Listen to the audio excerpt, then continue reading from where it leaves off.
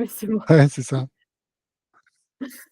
Du coup, je vais enregistrer la formation et bah, je vais commencer à présenter mon écran. Tu vas me dire si tu vois bien Ouais, l'écran. Share screen. Hop. Est-ce que tu vois bien là? super bien. Ok, super. Parfait. Et du coup, là, ce webinaire, c'est juste pour Paris Co. Tu l'as ouvert à d'autres personnes Non, non, c'est que pour Paris Co. Ok. Euh, il y a déjà 40 personnes normalement, donc c'est déjà pas mal. Oui, c'est clair. Je me suis posé la question d'inviter d'autres personnes, mais je l'ai pas encore fait là. Hmm. L'idée, c'est qu'on J'avais en est. tête que c'était une série de webinaires que vous organisiez à côté et que nous, on était conviés aussi, mais Non, non, j'ai pas encore fait ça. Ouvrir le. En fait, j'aurais bien aimé ouvrir finalement des webinaires et les faire à cycle plus hmm, régulier, mais j'ai pas encore lancé ça. ça Hello marche. Maxence. Est-ce que là, quand j'écris sur l'écran, Salut. salut Maxence. Bonjour. Est-ce que vous voyez ce que j'écris sur l'écran là ou pas? Ouais, Yes. Ah, ça ok, super. s'efface, mais on le voit. Ok, bon bah super. Et là, ça Avec bascule. le Ok, super. pointeur. Ouais, parce qu'en fait, effectivement, on en avait parlé, Constant, je crois, quand tu me suivais, quand tu Hmm. suivais EcoLLM, on s'était posé la question de lancer des cycles de webinaires et d'aller faire de l'omnicanal. Et en fait, tu m'avais aiguillé vers une startup qui avait fait ça.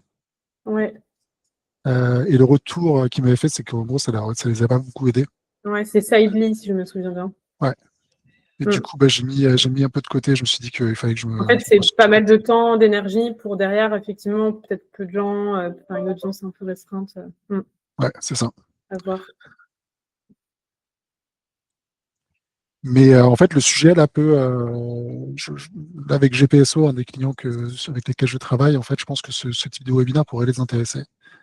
Et Ok. surtout, ce que je vais vous présenter dans le webinaire, je pense que ça peut aussi les intéresser. Hmm. Donc, bah, je pourrais clairement le répéter après. Top. Alors, on a 40 personnes invitées et je crois qu'il y en a 5 ou 6 qui ont décliné, mais pas beaucoup plus que ça. Et Donc, bonjour. on va commencer vers midi 5. Midi 5. Bonjour Béatrice. Oui, bonjour. Hello! Allô? Allô, bonjour Mamadou. Attends.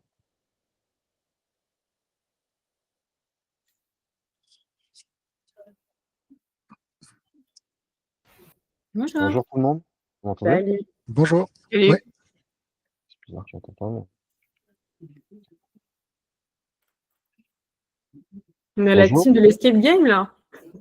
Ah oui. Ah, c'est bon, je vous On entends. est les meilleurs. C'est clair. Quand je vous vois, j'y pense, là. C'est ça. Hop là. Ah,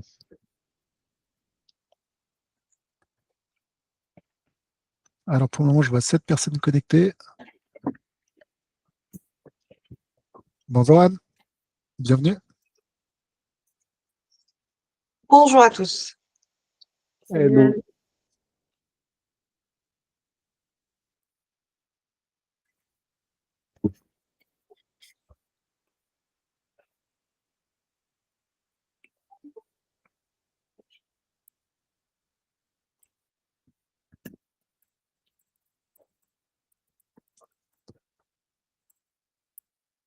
Alors du coup, je ne sais pas comment. Je pense qu'on va le faire le plus interactif possible, ce sera le plus sympa. S'il y a des questions qui apparaissent, n'hésitez pas à les envoyer, à me les partager directement. Et donc, on va attendre que les gens se connectent. On voit 8 personnes connectées, 9. On va attendre encore 2-3 minutes que tout le monde ait le temps de se connecter et on pourra commencer.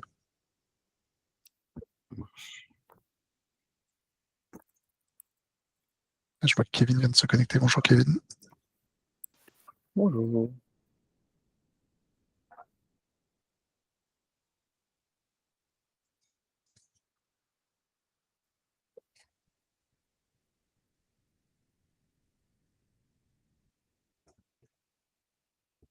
Vous avez eu votre séminaire hier, non? C'est ça. Vous étiez dans un endroit sympa ou c'était au bureau? Comment ça s'est passé? Très curieux d'avoir le feedback des autres, donc je vais les laisser répondre. Non, ça s'est Bonjour super Marie. bien passé. C'était Hello. les actions, enfin les petits sujets que nous avons discutés, c'était hyper intéressant. C'était assez interactif. Tout le monde a joué le jeu, ce que j'ai trouvé génial. Et j'ai eu pas mal de courbatures ce matin, parce que j'ai participé, il y avait plusieurs activités mises en place. Donc, j'ai participé à des activités sportives. Donc, c'est vrai que ce matin, c'était un peu difficile de se lever et de marcher. Mais sinon, oui, ça se passait super bien. En tout cas, premier séminaire très positif de mon côté.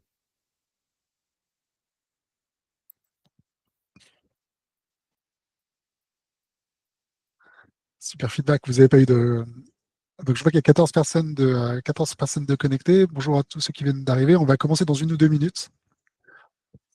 Donc, vous n'avez pas eu de blessés. Alors, s'il y a eu des activités sportives, c'est tout bien passé. Non, tout le monde est rentré. Il n'y a pas eu de. Il y a eu pas De mal de casse, morts a au priori. loup-garou quand même. Mais bon.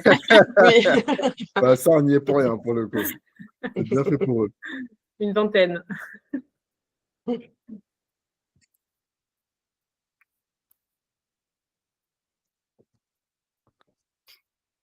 Alors, je vois qu'on a 15 personnes de connectées. Du coup, on commence. Mamadou, qu'est-ce que. Ouais, Oui, on commence. non, c'est bon, midi 5, c'est parfait. D'accord. Ok, parfait. Alors, bonjour à tous. Donc, je suis ravi d'être là avec vous aujourd'hui pour faire ce premier webinaire dans le cadre de la formation IA Paris Senco avec EcoLLM. Le planning de la formation, c'est qu'on a eu une première session présentielle, on a un premier webinaire aujourd'hui, une deuxième session présentielle qui sera lundi prochain, un deuxième webinaire qui sera mardi prochain, et ensuite un troisième webinaire et une session de restitution. Alors, ce premier webinaire qu'on aborde aujourd'hui, il vise à discuter de la démocratisation de l'impact environnemental de l'IA. Le deuxième webinaire, ce sera de rentrer vraiment dans le dur de ce que c'est que l'impact environnemental de l'IA et comment est-ce qu'on le traite. Et le troisième, ce sera sur la généralisation des aspects éthiques autour de l'adoption de l'IA, parce qu'il n'y a pas que l'impact environnemental, il est aussi important de se poser la question d'autres sujets. Alors, l'impact environnemental de l'IA, c'est le sujet que je connais très bien, parce que c'est l'axe initial de EcoLLM. Donc, j'ai ce premier slide pour commencer sur l'impact environnemental de l'IA. Aujourd'hui, c'est un peu un dilemme polarisant entre un besoin. Donc, on a besoin d'IA, ou alors on nous invite à utiliser l'IA, ou alors les organisations de la société nous amènent vers l'IA. Et en face de ça, on a une incertitude sur l'impact environnemental que ça peut représenter. Alors, cette incertitude, ça peut être juste que on ne sait pas ce que c'est, on se pose la question. Et ça peut déboucher sur une crainte de vouloir faire de l'IA, d'avoir besoin d'utiliser l'IA, ou une invitation à ce qu'on utilise l'IA, et en même temps de craindre que ça puisse avoir des impacts environnementaux négatifs. Et ça peut créer une certaine forme d'éco-anxiété, et du coup, on est dans un dilemme, chacun d'entre nous, sur vouloir en faire et pas vouloir en faire. Et au niveau d'une organisation, du coup, ce dilemme, il peut se traduire par un frein. Donc, on peut avoir une organisation qui a envie de faire de l'IA, mais en même temps, le sujet de l'impact environnemental de l'IA peut représenter un frein à l'adoption. Et donc ça c'est un sujet sur lequel il faut qu'on on travaille, parce que on a quelque chose qui est un peu dédoublé là. D'un côté on tire d'un côté, et de l'autre côté on tire vers de l'éco-anxiété ou des sujets qui nous inquiètent.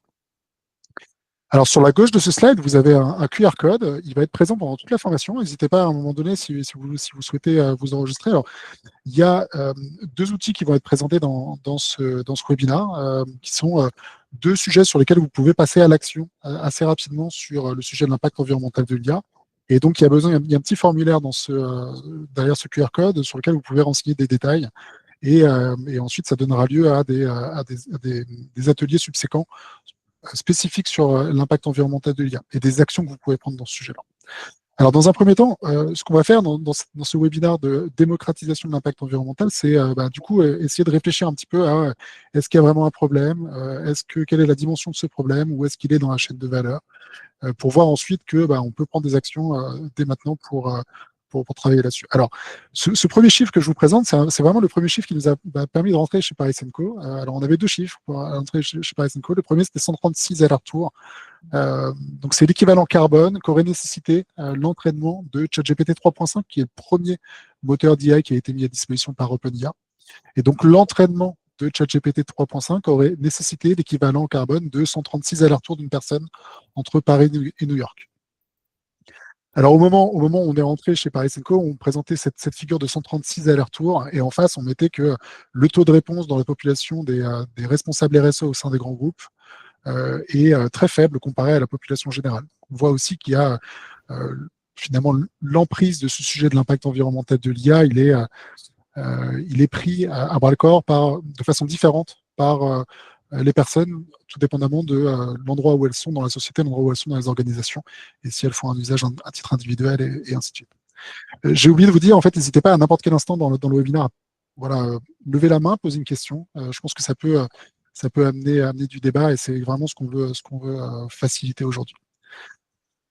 Donc, la première réponse à laquelle on va essayer de répondre aujourd'hui dans le webinaire, c'est est-ce qu'on fait vraiment face à un problème? Est-ce que l'impact environnemental de l'IA, c'est un problème? Et est-ce que finalement, c'est pas que des sphères militantes qui nous invitent qui lèvent le drapeau rouge pour faire face, pour obtenir ce qu'elles veulent? Ça peut être plusieurs sphères militantes. Et donc, du coup, dans les deux prochains slides, je vous présente en fait les raisons qui finalement nous permettent de nous conforter sur le fait que l'impact environnemental de l'IA est réellement un sujet. Alors, en 2024, quand on est rentré chez Paris Co, il y avait le sujet de l'impact environnemental de l'IA avait amené déjà 2 éléments qui sont que ça a permis à certains acteurs du numérique, notamment les plus gros, Google et Microsoft, de se dédouaner de leurs engagements climatiques. Donc Google a vu ses émissions carbone, ses émissions en général, augmenter de 50%, et ça a été directement attribué à la demande sur l'IA. Là, vous avez la référence sur The Guardian en 2024. Et de la même manière, Microsoft, alors dans quelque chose qui est un peu plus évolué que de la communication des estimations sur l'empreinte carbone, Microsoft a établi un bilan carbone en 2023 et il y a eu un bond de 30% qui a été également complètement directement attribuable à l'impact à l'IA. Et donc en fait, c'est quelque chose qui n'est pas forcément de façon très confortable parce que en fait, l'IA commence à être utilisée pour dédouaner d'engagements qu'on a pris précédemment. Et du coup, ça commence à poser un problème. Alors, le sujet, en fait, c'est un peu aggravé depuis. En tout cas, la prise de conscience a été de plus en plus forte entre 2024 et 2025. Et la semaine dernière, ou il y a 2 semaines, il y a The Shift Project qui a publié un rapport dans lequel il déclare qu'à l'horizon 2030, la trajectoire dans laquelle se projette la filière des centres de données, donc quand vous pensez IA, l'IA qu'on fait en général vit dans un centre de données. Et donc, il est dit dans ce rapport que la projection, la trajectoire est insoutenable. Et quand vous regardez les 2 diagrammes sur la droite de ce slide, vous vous rendez compte que, en fait, elle est insoutenable et directement attribuable au phénomène de l'IA générative. Là, sur le diagramme du haut, on voit que plus d'un tiers de ce qu'on estime être dans le futur l'impact environnemental ou la demande d'électricité, elle est directement attribuable à l'IA. Et donc, il y a plusieurs scénarios de ce type qui ont été, plusieurs schémas de ce type qui montrent que en fait, l'introduction de l'IA a un impact énorme sur la consommation d'énergie des data centers. Consommation d'énergie qui a un impact environnemental, que ce soit en carbone, ou que ce soit juste en d'autres éléments sur lesquels on va revenir. Alors, je ne sais pas si vous aviez vu un petit peu tous ces rapports. En tout cas, je vous invite à les regarder plus en détail. Et donc là, on va commencer à regarder que donc là, le Shift Project regarde principalement, il y a un gros goulot d'étranglement qui va se faire sur la demande d'électricité. Et donc en fait, ce Shift Project a regardé spécifiquement ce sujet de la demande d'électricité. Et c'est aussi ce qu'ont fait la majeure partie des acteurs en place. Donc sur l'été 2025, on a eu une prise de conscience de un grand nombre de fournisseurs d'IA, notamment Google, qui a publié pour la première fois les estimations d'impact, donc de consommation d'énergie primaire, d'impact environnemental de l'inférence. OpenIA a fait une publication aussi assez légère de la part de son fondateur, Sam Altman, sur le fait que ça a un impact, ça permet d'acknowledger, et le plus gros acteur français qui a investi dans la mise en place d'une analyse du cycle de vie. Là, on ne va pas rentrer dans le détail de l'analyse du cycle de vie dans ce webinaire, ce sera l'objet du prochain webinaire, mais Mistral a publié une vraie étude complète de l'analyse du cycle de vie et de la construction de ces modèles. Donc là, vous avez en bas en fait toutes les évidences qui vous permettent de voir, et la table que vous voyez en bas à droite en fait commence à montrer un petit peu les différences qu'on a dans les approches. Donc on voit qu'OpenIA, une méthodologie qui n'a pas été divulguée, donne une estimation de la quantité d'énergie nécessaire pour une requête, un prompt, comme on a vu dans l'information précédente, sans forcément dire où est-ce que cette requête est effectuée. Donc on n'a pas de corrélation entre le CO2 émis pour la requête et la requête. On ne sait pas où sont les data centers d'OpenIA. Mistral, par contre, a dit nous, on a fait une analyse complète de la construction de notre modèle et on estime que la consommation, une requête sur notre modèle d'IA, en fait, finalement, consomme ou génère 1 gramme de CO2. Et Google, de la même manière, a une méthodologie qui est différente. Ils ont pris une méthodologie qui est custom, dans laquelle on ne sait pas exactement ce qu'ils ont pris. Ils sont arrivés avec ce chiffre de, du coup, de 0,24 Wh d'énergie pour la génération d'un prompt, avec une première estimation de la quantité d'eau qui est utilisée. Alors, on voit qu'il y a pas mal de chiffres un petit peu dans tous les sens. L'idée, c'est qu'on arrive à rationaliser un petit peu et rentrer un petit peu dans le détail. Avant qu'on puisse faire ça, en fait, on fait face en fait, avec l'impact environnemental de l'IA à une problématique qui impacte toute la chaîne de valeur. On a beaucoup parlé d'énergie primaire. Et donc là, j'ai mis une référence avec OpenIA qui, en partenariat avec Oracle aux US, je ne sais pas si vous avez entendu parler de Stargate. C'était un investissement massif dans des data centers pour répondre à la demande de l'IA. Et la capacité qui est exprimée et mise en face de la construction de ce data center, c'est 10 gigawatts. Et donc, pour que tout le monde puisse se rendre un petit peu compte, 10 gigawatts, c'est l'équivalent de 10 réacteurs nucléaires. Donc, on est en train de dire que juste aux US, on aurait besoin de créer 10 réacteurs nucléaires pour juste alimenter un data center qui répond principalement à de l'IA. Donc, on a beaucoup parlé d'énergie primaire. Au-delà de l'énergie primaire, donc l'énergie qu'on vient mettre pour les inférences de moteurs d'IA, il y a un vrai sujet sur le matériel qui est utilisé.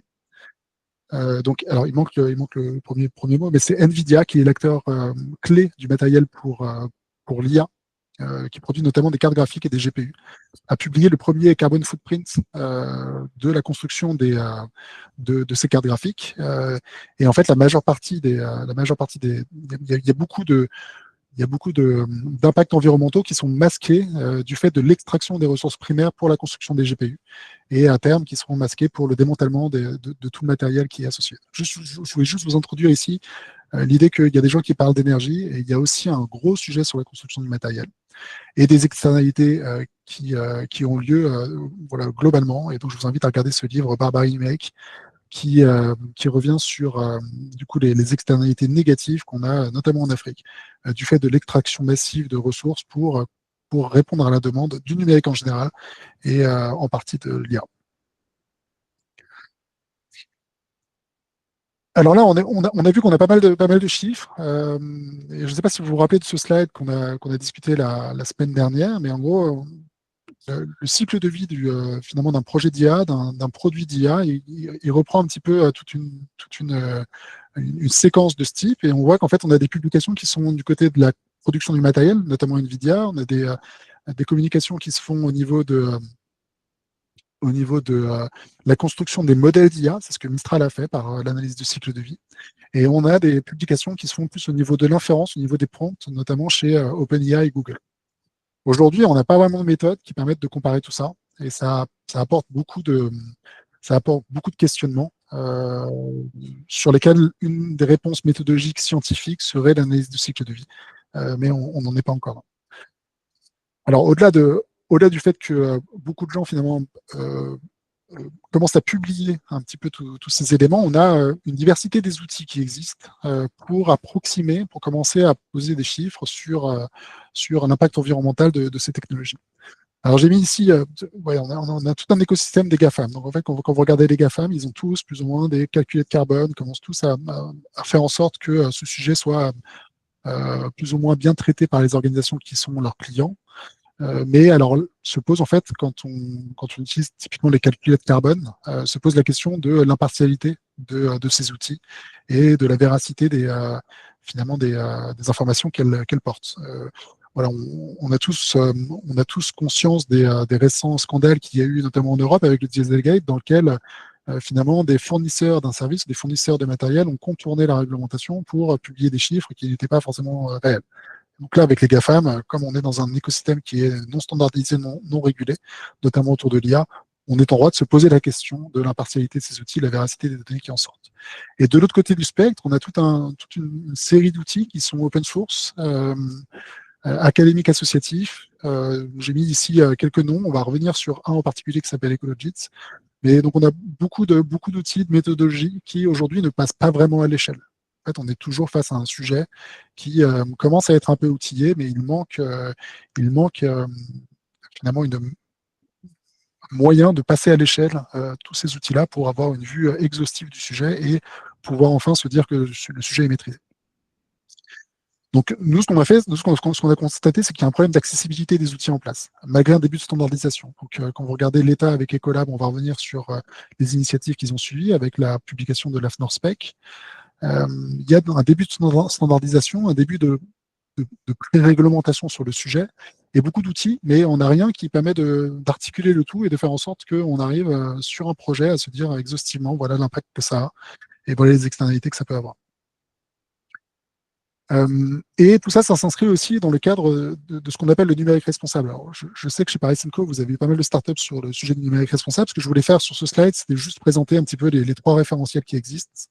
Donc, on a le RG2A, qui est un référentiel général d'accessibilité du numérique. Donc là, beaucoup de collectivités, notamment, se conforment au RG2A. Donc, à chaque fois qu'une collectivité publie un site Internet, ils doivent s'assurer que ce site Internet permet de répondre à l'accessibilité, typiquement des gens qui voient un petit peu moins bien ou d'autres choses. Et donc, il y a un début de réglementation et de normalisation et de loi sur base du RG2A. De la même manière, sur le référentiel général d'éco-conception des services numériques, on a des débuts de réglementation qui font que certains acteurs sont obligés de se conformer à ce référentiel et de prendre des actions pour répondre à ces sujets. Et donc, il y a un troisième référentiel qui a été publié sur l'été 2024 qui s'appelle le référentiel général d'IA Frugal. Donc, on va rentrer dans le détail de ce référentiel juste après. Et donc, c'est un début de normalisation, un début de standardisation sur qu'est-ce que c'est que de faire de l'IA à faible impact environnemental, voire un impact environnemental positif. Ce que je voulais juste vous présenter sur ce slide, c'est qu'on est à des niveaux d'adoption qui sont différents. Le RG2A aujourd'hui est référencé dans la loi. Le RGESN est aussi financé et aussi référencé et potentiellement financé par des organismes comme l'ADEME et autres. Pour ce qui est de l'IA Frugal et le référentiel d'IA Frugal, aujourd'hui, il a été publié, mais il reste un petit peu en l'air et on n'a pas vraiment d'outils de financement des activités qui sont décrites à l'intérieur. Donc ça va se normaliser et ça va se développer, mais ce n'est pas encore le cas. On a une adoption de ces différents référentiels qui reste encore assez hétérogène. Alors, dans ce webinaire de démocratisation d'impact environnemental, on va rentrer un peu plus dans le détail du référentiel général d'IA Frugal. Alors, c'est une initiative du ministère de la Transition écologique et des territoires. Alors, bon, les ministères changent beaucoup de noms en ce moment, mais en tout cas, à l'époque, c'était ce ministère-là qui l'a publié, la dénomination de ce ministère, et ils l'ont fait conjointement avec l'Ecolab et l'AFNOR. Donc, la majeure partie du travail a été faite à l'AFNOR. Il y a eu finalement un investissement de l'État au travers de l'Ecolab pour une pré-normalisation à l'AFNOR. L'AFNOR, c'est l'Agence française de normalisation. C'est eux qui régulent en fait pas mal de sujets autour de enfin voilà, tout ce qui est normalisation dans les industries et dans les services, c'est eux qui sont l'acteur principal. Donc il y a eu une commande de l'État auprès de l'AFNOR pour produire ce référentiel général d'IA Frugal, et ce référentiel général d'IA Frugal, il a été plus ou moins publié suivant les 3 groupes de travaux qui ont été mis en place. Un premier groupe de travail qui a défini la terminologie, les modalités de reporting et de communication associées à l'IA Frugal. Donc, qu'est-ce que ça veut dire que de faire de l'IA Frugal? Est-ce qu'on regarde que l'impact environnemental du système ou est-ce qu'on regarde l'impact environnemental du service avec les impacts positifs ou négatifs du service associé? Comment est-ce qu'on définit des indicateurs les plus pertinents et quelles sont les méthodologies de calcul pour évaluer l'impact environnemental? Alors là, spoiler, pour moi, la vraie méthodologie, c'est l'analyse du cycle de vie. Le problème, c'est qu'une analyse du cycle de vie, ça peut coûter cher. Et donc, là, se pose la question de comment est-ce qu'on déploie à grande échelle l'analyse du cycle de vie, mais c'est la méthode phare qui est préconisée dans ce rapport. Et enfin, le troisième élément, le troisième groupe de travail, c'est les bonnes pratiques qui sont à mettre en place quand on est face à un projet d'IA. Et donc, une des premières bonnes pratiques qui est préconisée par le référentiel général d'IA Frégate, c'est de questionner l'usage de l'IA. Et donc, de se poser la question à chaque fois que quelqu'un vient nous voir avec finalement l'envie de mettre en place un projet d'IA, de questionner est-ce que ce projet doit vraiment faire appel à des technologies qui sont coûteuses ou pas. Et à certains moments, on peut venir se dire, OK, pour tel besoin, on a peut-être une alternative qui ne fait pas appel à un LLM ou une technologie qui est très néfaste pour l'environnement, qui potentiellement pourrait avoir des externalités négatives et pouvoir basculer sur des choses qui sont un peu plus légères. Et tout ça, ça s'inscrivait dans les règles de la normalisation, donc transparence, ouverture, consensus. C'était un travail qui a été fait conjointement, dans lequel tout le monde pouvait plus ou moins participer, et un consensus qui est sorti de tous les acteurs qui ont contribué. Jérémy? Oui, Maxence. Je me permets d'ajouter un petit mot justement sur les bonnes pratiques qu'on pourrait trouver autour de l'IA. Alors, ils n'adressent pas exactement cette cible-là, mais c'est dans le domaine des fournisseurs de puissance de calcul. Il y a une société qui s'appelle Carnot, qui est basée à Montrouge, qui en fait réutilise la chaleur des serveurs pour l'industrie. Ils se sont fait connaître au début parce qu'en fait, ils chauffaient des HLM. Ils mettaient concrètement des ordinateurs chez des gens. Et donc, ils utilisent la chaleur pour chauffer les logements. Le problème de cette approche-là, c'est que ça marche 6 mois de l'année et puis 6 mois restants, il faut mettre les PC au ralenti ou les déménager. Et donc là, ils ont trouvé des partenariats avec l'industrie pour ça. Donc, c'est la preuve qu'on peut arriver à limiter les impacts. Encore faut-il effectivement s'intéresser au sujet et trouver des solutions. Merci Maxence. Et donc effectivement, Marion disait que Carnot Computing a été accompagné par Isenco. Et nous également, on a été en contact avec eux à un moment où ils font pas encore vraiment d'IA, donc ils n'équipent pas encore leurs data centers distribués à PUE inférieur à 1 avec de l'IA. Ils ne sont pas encore rentrés sur le marché de l'IA. Donc là, sur ce slide, on a comment calculer l'impact environnemental de l'IA. Donc ça, c'est issu d'une vulgarisation qui a été faite autour du référentiel général d'IA Frugal. En gros, ce qui est dit dans ce référentiel, c'est que en fait, il faut regarder un petit peu toutes les étapes du cycle de vie d'un projet d'IA. Donc je vous avais présenté tout à l'heure une première séquence. Cette séquence, ça peut être mise en d'autres termes. Ce qui est important sur la partie haute de ce slide, c'est de voir qu'on a une boucle de réévaluation. Donc déjà, au moment du lancement et de la conception et développement, on peut prendre des actions qui permettent d'évaluer l'impact environnemental. Par contre, une fois qu'on est dans le suivi et dans l'exploitation, là, à ce moment-là, il faut se reposer la question des hypothèses qui avaient été prises initialement dans le cadre du déploiement du projet et peut-être revoir les décisions qui ont été prises au regard finalement des évidences ou des preuves qu'on collecte pendant l'exploitation et suivi.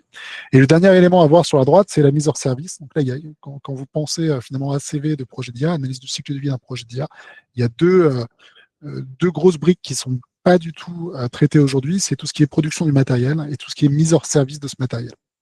Aujourd'hui, on a vraiment une approche qui est très dématérialisée, dans laquelle on met complètement de côté des gros pans finalement d'impact qui peuvent être finalement les principaux à regarder. Donc quand on évalue l'impact environnemental d'un projet d'IA, on doit prendre en compte tous les éléments, donc les terminaux utilisateurs, les réseaux, les centres de stockage et de calcul. Et là, quand vous pensez finalement terminaux utilisateurs, je sais qu'au début dans les premiers questionnements qu'il y avait eu le premier questionnaire que Mamadou avait envoyé à tout le personnel de Paris Telco, il y avait des demandes qui étaient venues sur est-ce qu'on va faire de l'IA locale, est-ce que mon laptop peut héberger des modèles d'IA, ou est-ce que mon iPhone est compatible avec Apple Intelligence. En fait, vous voyez que l'introduction d'une IA sur un projet, finalement, va avoir des impacts, notamment sur l'obsolescence des terminaux utilisateurs. Donc, prendre en compte et embarquer la notion d'analyse environnementale sur un projet d'IA va permettre de aussi traiter le cycle de vie des terminaux utilisateurs. Est-ce qu'il faut les mettre au rebut? Est-ce qu'il faut est-ce qu'il faut les renouveler parce qu'ils sont plus compatibles, ils sont obsolètes avec les nouvelles demandes qu'on a. Et donc le stockage stockage des centres de calcul, c'est aussi là où sont la majeure partie des impacts. Et il y a donc plusieurs indicateurs environnementaux. Alors, on parle beaucoup, quand on parle d'impact environnemental, des émissions de CO2. Les émissions de CO2 équivalentes, c'est le potentiel de réchauffement climatique. C'est finalement la métrique principale quand on parle en général d'impact environnemental. Par contre, il ne faut pas négliger qu'il y a d'autres métriques qui peuvent être importantes. Aujourd'hui, elles sont quasiment inexistantes des outils en place. C'est notamment l'épuisement des ressources naturelles. Donc, qu'est-ce que c'est que les terres rares? Qu'est-ce que c'est que tous les métaux qu'on met dans la production de cartes graphiques? Tout ça, c'est un petit peu survolé. Et quelles sont les consommations d'eau? Et donc là, la consommation d'eau, c'est assez important parce que en fait, tout ce qui est data center, finalement, génère beaucoup de chaleur. Donc ça veut dire qu'il y a un potentiel d'évaporation d'eau, puisqu'on utilise de l'eau pour refroidir les data centers. Et donc, il y a la notion de consommation et de prélèvement des ressources en eau qui doit à un moment donné être pris en compte. Mais c'est pas encore vraiment le cas aujourd'hui. Alors ensuite, donc, comme je vous ai expliqué, le référentiel général d'IA Frugal propose une méthode et propose des bonnes pratiques pour commencer à questionner l'impact environnemental des projets d'IA. Et vous voyez ici comment réduire, si vous voulez vous inscrire dans un projet d'IA Frugal, voici les 6 étapes qui peuvent être intégrées. Alors la première qui est hyper importante, c'est questionner le besoin, questionner l'usage, identifier les solutions alternatives. Bon, aujourd'hui, on a peut-être envie, on est peut-être incité à faire de l'IA, mais oublions pas que ça s'inscrit dans un process précédent. Est-ce que ce process précédent, finalement, ne peut pas juste être amélioré en utilisant d'autres technos, ou voire même sans IA du tout? Ça sera toujours plus frugal que d'embarquer des technos qui peuvent être consommatrices. Évaluer chaque solution en termes d'impact environnemental sur l'ensemble du cycle de vie. Alors ça, c'est un peu un vœu pieux parce que évaluer l'impact environnemental, ça engendre des coûts. Et donc, en fait, la transition environnementale, elle doit être financée par quelqu'un. Alors, l'acteur principal pour le financement de la transition écologique jusqu'à présent, c'était l'État. Le problème, c'est qu'on voit que l'État commence à se retirer aussi du soutien de ces éléments-là, notamment du support de l'ADEME. Je ne sais pas si vous avez entendu que l'ADEME avait un budget qui avait été coupé. L'idée, c'est de systématiser les questionnements. Après, où est-ce qu'on met le curseur dans la granularité, la précision des informations qu'on veut ressortir? Il faut pas non plus plomber tous les projets juste avec des notions de coût parce qu'on a envie d'être plus vert que vert ou plus précis sur l'impact environnemental de l'IA. Intégrer des évaluations d'impact environnementaux dans les processus de décision et de pilotage. On va parler la semaine prochaine de gouvernance d'un projet d'IA. Et on voit que finalement les sujets d'impact environnementaux devraient faire partie des éléments de décision de la gouvernance d'un programme d'IA au même titre que les coûts ou l'adoption des utilisateurs. Finalement, vont faire partie des critères qui sont monitorés. L'impact environnemental devrait aussi être le cas. Outiller le déploiement des solutions pour pouvoir surveiller précisément leur utilisation réelle. C'est finalement systématiser le déploiement des outils et réadapter les rôles et responsabilités des différentes parties prenantes des projets afin que toute la gouvernance intègre la frugalité. Donc l'idée, c'est de parler de la frugalité, de faire en sorte que ce soit plus un mot tabou, mais que ça permette finalement d'apporter un bénéfice et de transformer finalement un centre de coût en quelque chose qui peut apporter quelque chose d'intéressant. Alors là, disclaimer, ce slide, en fait, c'est vraiment mon interprétation personnelle. C'est pas quelque chose que vous allez trouver dans le référentiel général d'IA Frugal, mais c'est un peu moi d'avoir côtoyé finalement tous les acteurs de l'IA Frugal depuis quelques mois. Je suis un peu conscient des limites que ce référentiel général d'IA Frugal apporte. Et la première limite, selon moi, c'est que l'IA old school et l'IA générative sont mis dans le même basket. Alors qu'en fait, elles ne peuvent pas vraiment être mises dans le même basket, puisque c'est deux types d'IA qui sont vraiment différents, sur 2 éléments notamment. L'IA old school, donc tout ce qu'on entendait par l'IA jusqu'à 2023, donc tout ce qui est régression linéaire, machine learning, toutes ces choses-là, c'est des technologies qui ont une adoption linéaire et pour lesquelles l'impact environnemental est maîtrisé, est connu ou limité. On sait qui il est. Et puis en fait, c'est des outils qui sont utilisés par des experts, des entreprises experts. C'est une utilisation qui est assez restreinte. Donc là, on connaît un petit peu la marge haute de l'impact environnemental, ce qui n'est pas du tout le cas avec l'IA générative. L'IA générative, en fait, on a une adoption qui est exponentielle. Je vous ai mis les chiffres de ChatGPT. En 5 jours, ils avaient 1 million d'utilisateurs. En un mois, 100 millions. Je ne sais plus exactement, mais En tout cas, en 2025, ils en sont rendus à 800 millions. Et en fait, on se pose vraiment la question de l'impact environnemental. Il est méconnu parce qu'on ne sait pas exactement comment la chaîne de valeur va se décanter et on n'a pas encore mis proprement en place les méthodologies d'ACE. Donc, le référentiel général d'IA frugal, il introduit un risque qui est de dédouaner immédiatement les projets d'IA old school. Donc, en fait, il y a pas mal de gens dans l'industrie qui disent ah oui, mais nous, on fait un projet d'IA, ça ne fait pas appel à des LLM, donc on ne se pose même plus la question d'impact environnemental. C'est un premier effet de bord. Et surtout, le référentiel d'IA frugal, il pose la démarche, mais il n'apporte pas de réponse à son adoption massive. Et donc là, sur ce slide, ce que j'ai voulu représenter, c'est un peu la dissociation entre l'adoption qu'on voit de l'IA dans les organisations. Donc le MIT dit que 90% des professionnels utilisent l'IA dans un cadre professionnel. On le voit aussi chez Paris Co. Il y a 90% des gens qui ont dit qu'ils utilisaient l'IA. Donc on voit que c'est adopté massivement. Par contre, le référentiel général d'IA frugal, il arrive à la conclusion qu'il n'y a pas d'outils largement utilisés pour mesurer l'impact environnemental. Donc, ça veut dire qu'on a une question d'accessibilité à ces outils aujourd'hui. Il y a pas mal de gens qui voudraient prendre des actions, mais qui ne peuvent pas le prendre parce que c'est des outils qui sont réservés à des populations expertes. Et le référentiel général d'IA frugal ne permet pas de vulgariser complètement le sujet pour vraiment le mettre dans les mains de n'importe qui. Enfin, pas de n'importe qui, mais qu'il soit accessible à tout le monde. Et donc, c'est notre conclusion. L'un des principaux freins à l'action dans le domaine de l'impact environnemental de l'IA, c'est la complexité technique des outils qui fait qu'ils sont souvent réservés à des experts. Et donc, nous, c'est là-dessus qu'on a décidé ça fait partie des choses sur lesquelles on a décidé de travailler. On n'est pas les seuls à l'avoir fait. Alors, je vous ai mis les deux solutions qu'on a mis en place. La première, c'est une solution EcoLLM qu'on développe chez EcoLLM. Et on développe le premier outil qui vise à rendre accessible au plus grand nombre l'évaluation de l'impact environnemental de l'IA. Alors, on fournit un petit compagnon, une petite extension Chrome qui s'installe directement dans votre browser et qui permet à chaque fois que vous utilisez ChatGPT, de venir vous dire, voilà, telle requête à consommer tant, et telle requête à consommer tant. Avec l'idée qu'on puisse le faire multi-fournisseur. Donc, on supporte OpenIA, Mistral et l'outil chat.ecolm.fr que je vous ai mis à disposition pour la formation. Et avec l'idée qu'on puisse venir capter les usages là où ils se trouvent, sans forcément vous dire allez vers tel outil parce que tel outil a un impact environnemental qui est tracé.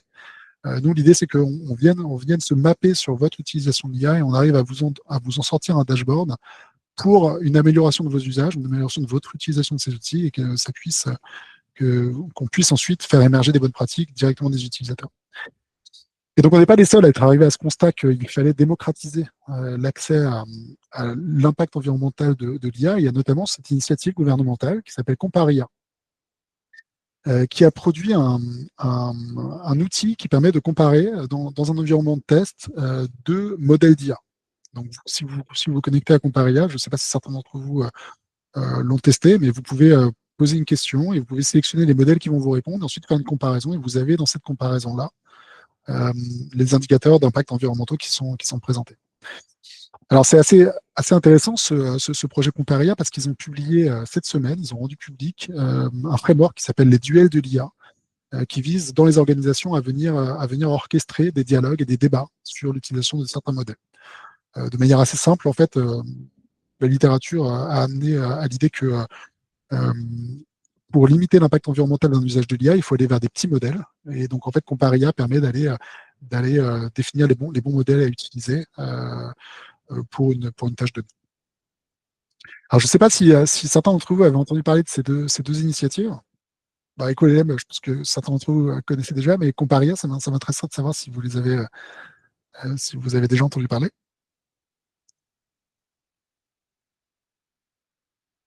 Et je vois que Margot a répondu oui. Et donc, du coup, il y a je ne sais pas si vous êtes connecté notamment pas personnellement, Mamadou. Donc hier, ils ont publié, Comparia, ils ont publié tout le framework qui permet d'organiser des duels de l'IA. Et donc, si ça vous intéresse, on pourrait imaginer d'en organiser un. Donc, dans le QR code que vous avez ici sur la gauche, vous avez ça a l'air bien, moins bien que sympa. On teste David contre Goliath. Ok, super. Et juste pour rajouter, dans mon souvenir, il y avait une notion de souveraineté linguistique, entre guillemets, aussi derrière Comparia, avec l'idée que on allait un peu se faire écraser par les États-Unis, les manières de parler américaines, etc. Et du coup, il fallait aussi pouvoir garder cette souveraineté culturelle à travers la capacité d'analyser l'IA, quoi. Ouais, tout à fait. Merci, merci Margot de ta contribution. Alors, tout à fait. Donc, ce qu'ils ont présenté hier dans les duels les duels de l'IA, en fait, ils ont dit qu'ils le présentent sur quelque chose qui est très facilement digeste pour la majeure partie des gens. Donc, les impacts environnementaux de l'IA, voilà, on est tous conscients de l'impact environnemental. Les sujets de souveraineté voilà, c'est des sujets qui touchent à la culture, c'est quand même plus compliqué à mesurer. Néanmoins, ils ont dit qu'ils allaient, dans des versions subséquentes des duels de l'IA, aller sur ces sujets de souveraineté, ou en tout cas de gros blocs culturels qui peuvent amener à des sujets, notamment de biais et autres. Donc je pense que ça va venir. Si vous pouvez suivre leurs travaux, je pense qu'ils vont continuer de travailler là-dessus. Alors, si on revient à l'impact environnemental de l'IA, les deux approches, qu'elles soient EcoLM ou Comparia, elles utilisent le même socle de calcul, la même librairie de calcul qui s'appelle Ecologits. Ecologits, c'est un projet open source associatif qui vise à faire de l'évaluation, ou en tout cas de l'estimation d'impact environnemental d'une requête d'IA, avec l'idée que dans cette requête d'IA sera attribué les impacts de la production du matériel, les impacts de la production des modèles, et qu'on puisse donner pour une requête l'impact environnemental, voilà, de manière analyse du cycle de vie, enfin complète, quoi. Alors nous, EcoLM, on l'a mis en mouvement avec une hypothèse finalement de grammage de CO2 qui est identique pour OpenIA et Mistral, avec une hypothèse qui est d'ailleurs assez optimiste, qui est française, avec l'idée de se dire que si jamais on fait une requête, un prompt d'IA en France, normalement il devrait tomber dans un data center en France sur une énergie décarbonée, puisqu'on a une énergie qui est nucléaire. Ça fait partie des choses qui sont un peu des approximations, puisque c'est possible que quand vous utilisez ChatGPT, la requête parte aux États-Unis et que là vous vous retrouviez dans un mix qui est très carboné et que du coup il y ait un impact très très différent d'utiliser un Mistral qui sera hébergé en France et un ChatGPT qui sera hébergé aux États-Unis. Néanmoins, je pense que c'est important de commencer à tracer les usages. Et aujourd'hui, on est dans un flou complet sur les usages et on n'a que les estimations des fournisseurs quand ils veulent bien les donner. Et vous voyez sur la droite de ce slide qu'il y a plusieurs critères qui sont utilisés. Donc l'énergie primaire, l'énergie relative à la consommation finale d'électricité en kilowattheure, le potentiel de réchauffement global. Donc là, c'est la transformation de cette énergie primaire qui est utilisée pendant toute l'analyse du cycle de vie en kilogrammes de CO2 équivalent, avec l'idée que ça puisse... donc on doit avoir les indicateurs aussi d'épuisement des ressources abiotiques. Par contre, il nous manque les informations de consommation d'eau, et ça, c'est quelque chose qui va probablement arriver par la suite dans les travaux de cette association Ecologits. Pour revenir à EcoLM, donc nous, ce qu'on a fait avec l'extension EcoLM, c'est qu'on construit une approche qui est vraiment utilisateur centrique, donc centré sur l'utilisateur. On ne vient pas demander à un usager de changer son comportement dans un premier temps. On essaie de rentrer au plus proche de son comportement pour lui permettre d'observer son propre comportement et ensuite de pouvoir potentiellement faire émerger des bonnes pratiques. Et donc cette approche centrée utilisateur, elle est complètement différente de tout ce qui se fait dans l'industrie de l'IA aujourd'hui. C'est finalement l'IA aujourd'hui, c'est plus un gros techno-push. Donc on a construit de l'IA, on a construit des modèles d'IA, on a construit finalement des évaluateurs de modèles d'IA, donc Code Carbone, Ecologits, et tout ça, on vient le mettre à disposition et on vient le pousser pour qu'il soit utilisé. On ne vient pas essayer de susciter l'intérêt pour ces sujets d'impact environnementaux pour mettre dans les mains des gens un outil qui leur permet de venir extraire des informations de leurs usages et pouvoir ensuite construire sur base de ces usages pour faire émerger des bonnes pratiques. Et donc, ce qu'on a sur ce slide, c'est un petit peu la différence entre les deux approches. On est dans une industrie qui est product-centrique, qui est techno-push. Tout le monde cherche à nous pousser des outils. Et nous, ce qu'on fait, c'est qu'on vient dire, si jamais vous avez l'envie de prendre des actions sur l'impact environnemental de l'IA, voilà l'outil que vous pouvez utiliser. Et cet impact, il sera très peu intrusif et vous permettra de faire émerger des bonnes pratiques par la suite. Alors, il y a quelques screenshots de ce qu'on fait. Je pourrais aussi me risquer à une petite démo. Donc, je prends chat.ecolm, c'est vraiment les derniers développements que j'ai fait là-dessus. Donc là, vous avez l'outil que vous avez utilisé pendant la formation. Et ici, je peux lui demander, propose-moi une description de Paris and Co en 150 mots.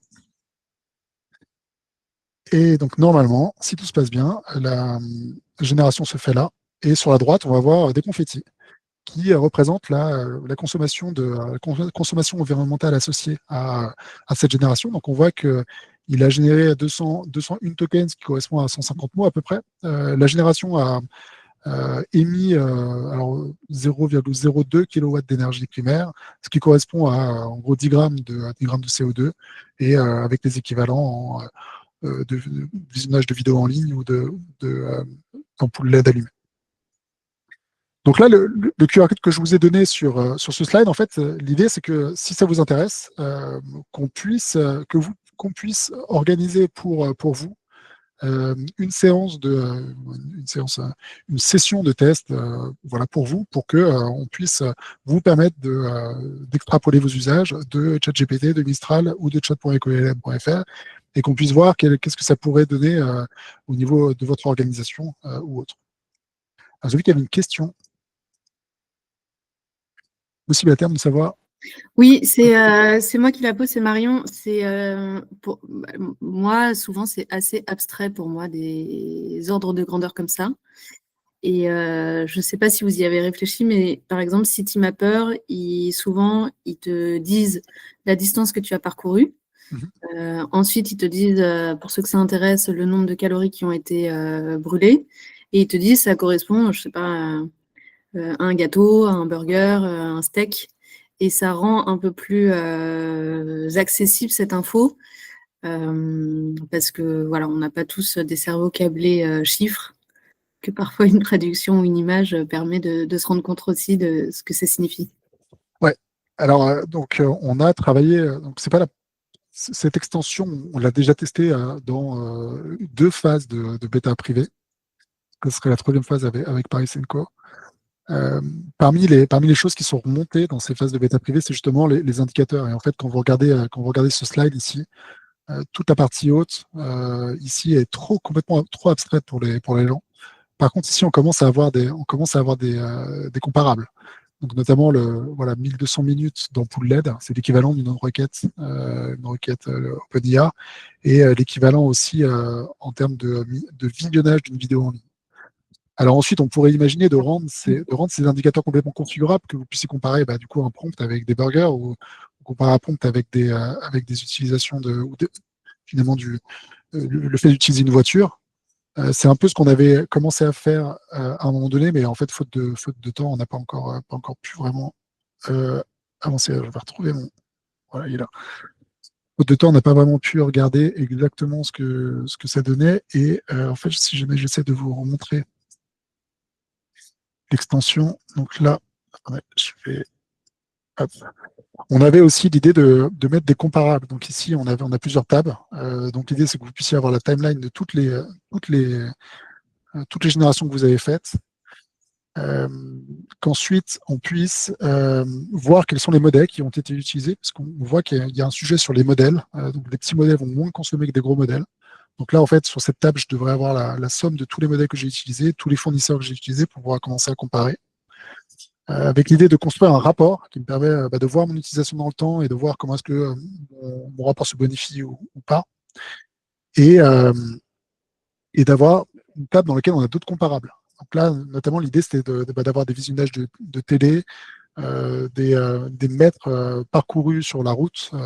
Mais bon, aujourd'hui, on n'a pas encore rendu complètement d'équerre ces tables-là. Ok, merci beaucoup. Ouais, en fait. Donc du coup, l'outil est supporté il supporte votre utilisation dans le ChatGPT, il supporte votre utilisation dans Mistral, avec les différents modèles qui peuvent être mis en mouvement. Il supporte aussi l'outil qu'on met à disposition de chat.ecolm. Donc là, c'est les dernières modifications que j'ai faites sur l'outil, et c'est ce que je vous ai présenté. Avec l'idée que c'est vraiment le sujet sur lequel on se heurte en fait chaque jour, c'est que finalement tout ça, c'est une initiative qui s'inscrit dans ce qu'on appelle le Green IA. Et donc en fait, le Green IA, c'est un marché qui émerge. En fait, c'est un peu l'intersection entre tout ce qui est reporting, CSRD et IA. Ces 2 marchés aujourd'hui, ils n'ont pas encore vraiment collisionné, ils ne sont pas encore complètement en overlap, ce qui fait que le marché n'existe pas encore vraiment. Et on remarque néanmoins qu'il y a un intérêt sur ces questions d'impact environnemental de l'IA. Et cet intérêt, il est à deux vitesses aujourd'hui. Aujourd'hui, dans tout ce qui est marché public, tout ce qu'on pourrait appeler B2G, ils sont un peu en avance sur le sujet du Green IA. Ils sont déjà en train de prendre des actions sur le Green IA. Ils sont déjà en train de mobiliser des prestataires pour faire des analyses d'impact environnemental, commencer à systématiser les questionnements sur l'impact environnemental de leur programme. C'est là où on trouve nos premiers clients. Le CIAD, GPSO, c'est toutes des organisations qui sont dans la sphère publique. Et de l'autre côté du spectre, on a toutes les organisations privées qui sont clairement en arrière, qui sont derrière, qui essaient de voir encore quelle est l'opportunité du Green IA, sans forcément rentrer dans un sujet de normalisation, de réglementation. Alors, il y a quelques acteurs qui ont commencé à émerger, notamment Schneider Electric, que vous voyez ici, Thales, on en a parlé avec un petit peu tous ces acteurs, Orange, qui voit en fait dans le Green IA une capacité de se différencier, et donc de vendre mieux, de vendre plus, d'IA parce qu'ils prennent en compte les impacts environnementaux. Donc voilà, Orange travaille un petit peu sur les marchés publics aussi. Et donc en fait, ils ont pris à bras le corps ces sujets-là parce qu'ils ont une sensibilité des sujets d'impact environnementaux de l'IA qui est plus exacerbée chez leurs clients que pour d'autres acteurs. Donc on pourrait rentrer plus dans le détail de la typologie de ces acteurs, mais je trouvais que c'était intéressant de vous faire remarquer le fait que le marché est en train d'émerger et que les acteurs ne vont pas à la même vitesse. Donc voilà, le takeaway du webinaire, c'est de dire, si jamais vous voulez passer à l'action sur l'une ou l'autre des solutions, moi, c'est quelque chose sur lequel j'aimerais vous accompagner. Donc vous allez voir que derrière ce QR code, vous avez un questionnaire qui permet d'identifier les gens qui sont volontaires et qui ont envie de prendre une action sur le sujet. Et ensuite, en fonction des retours que vous avez, voir si on s'oriente plus vers une bêta privée de l'outil de l'extension EcoLLM, ou si on s'oriente plus vers l'organisation d'un duel de l'IA pour Paris Senco. Donc là, ça peut se faire sous format de webinar et dans lequel on va utiliser, on peut organiser la mise en mouvement d'un duel de l'IA finalement juste pour vous, quoi.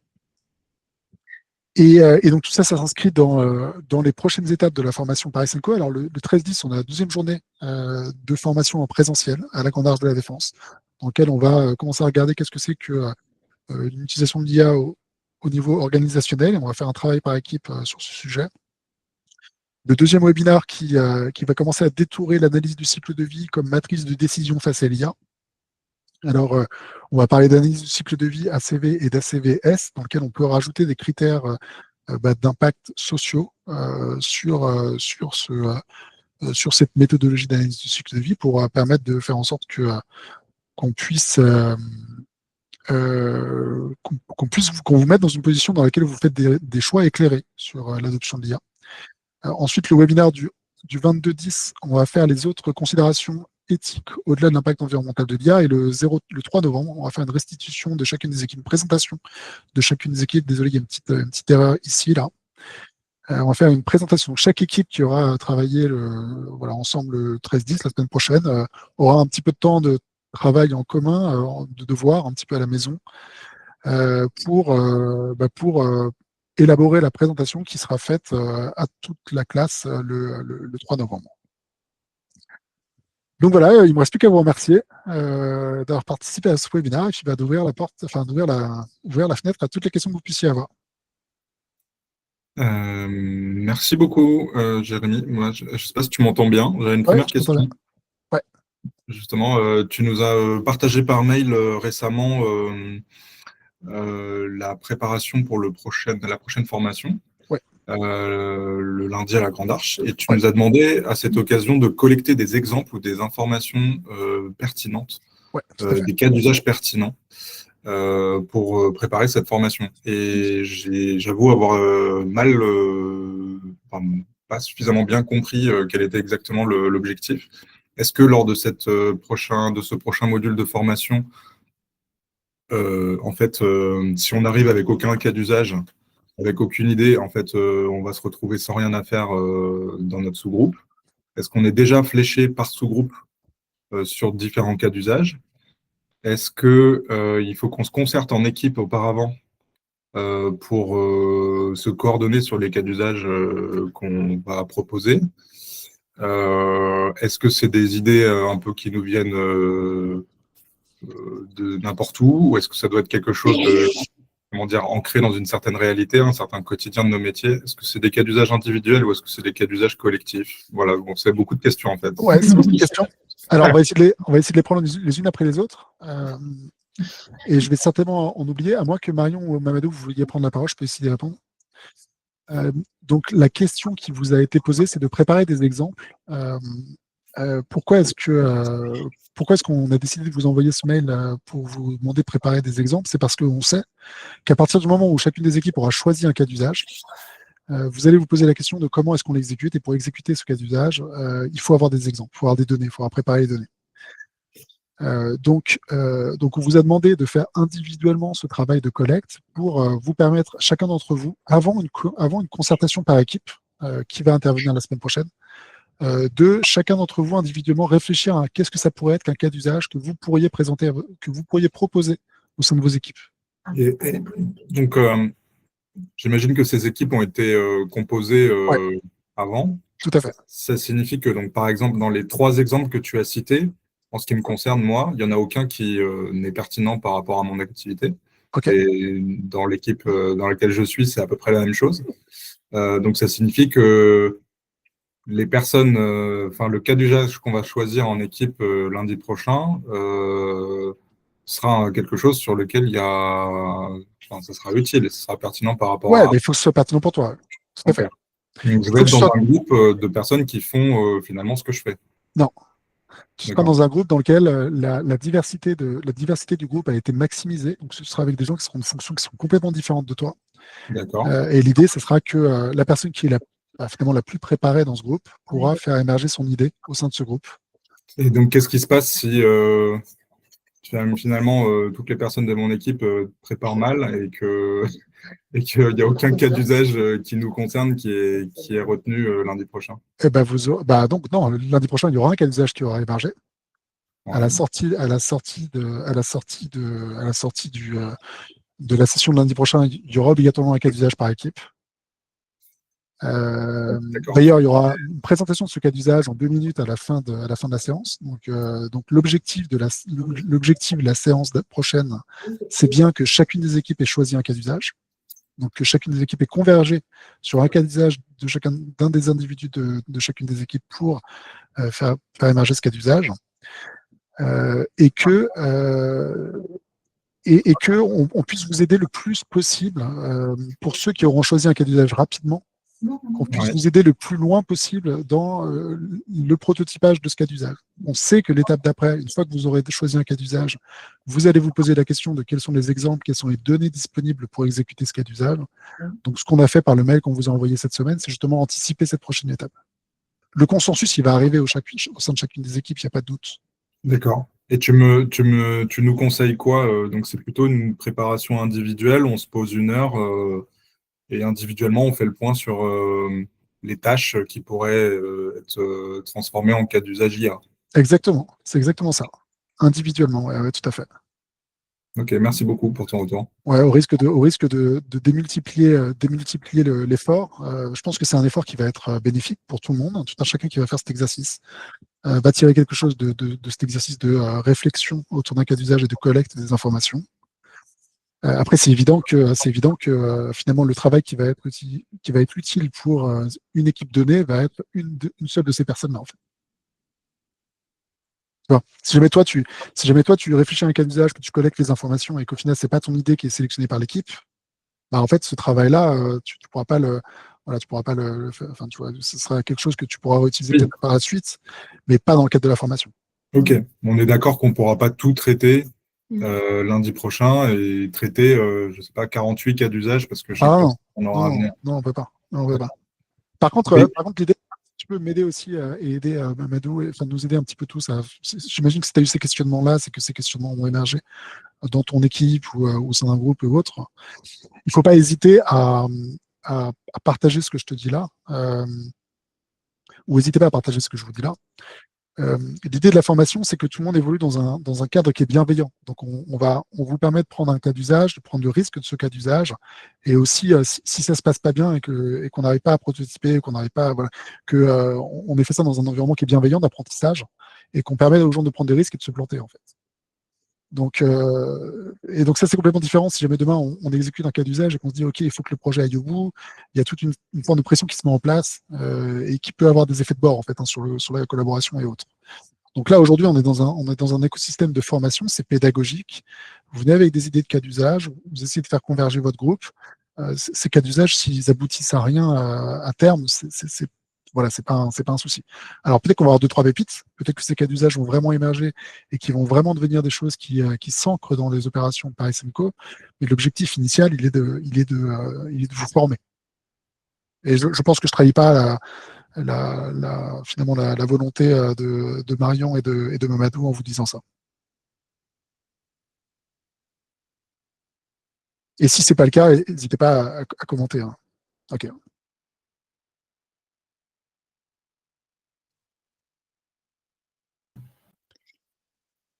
Merci Jérémy. Peut-être, là on a plus trop le temps, mais je me disais que à la fin, je pense, des webinaires ou des sessions, moi ça m'intéresserait de savoir un peu quelles sont tes préconisations pour nos clients, en fait, que ce soit les grands comptes ou les startups. Dans un monde idéal, comment tu leur dirais de se saisir de l'IA? Parce qu'on l'a dit, c'est super de proposer de faire une analyse de cycle de vie systématique, mais en fait, c'est un super coût. Est-ce que la solution, c'est que tout le monde ait le module EcoLLM? Est-ce qu'il y a d'autres choses qu'on peut aussi pousser? Et donc, je te propose qu'on n'en parle pas aujourd'hui, mais nous, ça fait aussi partie de nos préoccupations de se dire, parce qu'on peut avoir le sentiment que c'est tellement énergivore et avec un tel impact que le mieux, ce serait de ne pas l'utiliser du tout. Mais je pense que nos clients vont un peu nous dire OK, mais en fait, c'est aussi le sens de l'histoire. Et donc, voilà, dans nos réflexions, il y a qu'est-ce qu'on peut suggérer, proposer, appuyer. Évidemment, on peut faire la passe vers vous, mais un premier niveau de sensibilisation est toujours utile. Voilà, donc je plante la graine et on en rediscutera. OK. Pour la réponse facile serait de dire que c'est quelque chose qui doit être verbalisé dans votre charte. De dire, et moi, mon intuition, c'est de dire il faut y aller, il faut mettre les garde-fous qui permettent de pas faire en sorte que ça parte complètement en vrille, mais il faut y aller. Alors, ce sur quoi j'ai envie de vous amener dans le webinaire du 22-10, c'est les autres considérations éthiques au-delà de l'impact environnemental de l'IA, et notamment de vous introduire les réflexions qu'il y a eu chez Gunther Anders, voilà, qui faisait le parallèle avec l'utilisation de la bombe nucléaire. Et donc, est-ce qu'il fallait utiliser la bombe nucléaire, est-ce qu'il ne fallait pas l'utiliser? Donc, c'est très touchy ces sujets, hein, mais moi, je pense que l'IA, c'est peut-être moins néfaste que la bombe nucléaire. Je pense qu'il faut y aller. Je pense qu'il y a un risque pour les organisations qui n'y vont pas parce qu'un risque de se retrouver déclassé, ça va augmenter les inégalités, et ainsi de suite. Je pense qu'il faut y aller sans donner un blanc-seing à toute initiative. Voilà, donc le faire de façon raisonnée. Et voilà, pour te répondre très, très brièvement, après, je pense que cette charte, elle peut s'exprimer sur comment est-ce que vous projetez chez les grands groupes, comment est-ce que vous projetez chez les associations, comment est-ce que vous projetez auprès des collectivités. Vous n'allez pas forcément projeter les mêmes choses. On en reparlera. Et sur la comparaison, je pense que moi aussi, je cherchais des comparaisons et naturellement m'est venue celle de la bombe nucléaire, mais à y réfléchir, je pense j'en ai une autre. Ouais. Le pétrole, c'est peut-être plus adapté. Ouais, alors, moi j'en ai une, c'est le ticket de métro. En fait, avant, il y avait des gens qui avaient pour métier de poinçonner des tickets de métro. Bon, donc ce métier-là a disparu quand ils ont mis en place des tickets magnétiques. Alors effectivement, pour valider les tickets, il faut des machines qui consomment de l'énergie. Mais est-ce que aujourd'hui, on imaginerait un retour des gens, de personnes qui vont faire pointer des tickets de métro? Je suis pas sûr. Voilà. Ouais, mais ça souligne moins quand même les impacts néfastes. Enfin, on voit l'avancée peut-être en termes de facilité d'utilisateur. Mais l'enjeu là, c'est pas juste le confort, le gain de temps et l'accessibilité, c'est aussi l'impact que ça peut avoir. Enfin, à débattre, hein, mais je trouve que, en tout cas, le pétrole, ce qui est intéressant, c'est que ça a permis de grands bons en avant. Il n'empêche que ça a permis aussi le plastique, qu'aujourd'hui, il y en a partout. Il y a un 5e continent qui est apparu. Et enfin, voilà, on s'est auto-mis dans une dépendance qui peut nous questionner. Et je pense qu'il y a des similitudes, quoi. Mais bon, on a exposé le temps. En tout cas, merci beaucoup. Et puis, on se retrouve lundi. Ça marche. Salut. Merci à tous. Bonne journée. Bonne journée. Jérémy, salut. Bonne journée. Au revoir. Au revoir. À lundi.